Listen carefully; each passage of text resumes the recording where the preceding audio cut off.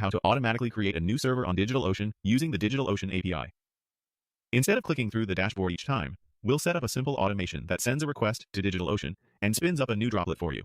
This is especially handy for development environments, testing servers, or repeatable deployment pipelines where consistency and speed really matter. We'll start by using an HTTP request node in your workflow tool. Think of this node as the messenger that talks directly to DigitalOcean.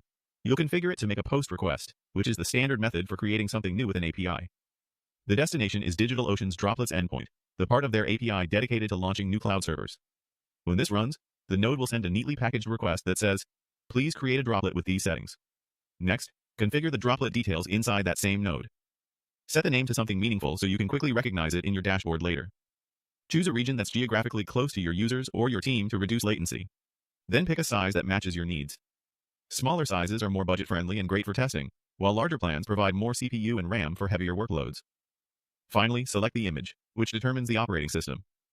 In this workflow, we're using an Ubuntu Linux image, so your droplet will boot with Ubuntu ready to go from the start. Now let's handle authentication. DigitalOcean requires proof that the request is coming from an authorized account.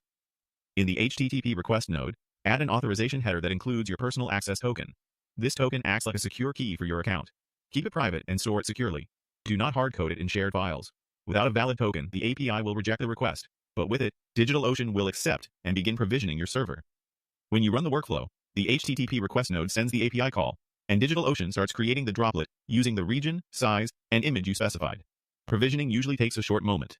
Once complete, the new server will show up in your DigitalOcean dashboard. From there, you can copy the droplet's IP address, connect to it, and begin installing software such as n8n or any other application you need. That's it. You've automated server creation with a single API request, making your infrastructure faster, more consistent, and easier to reproduce.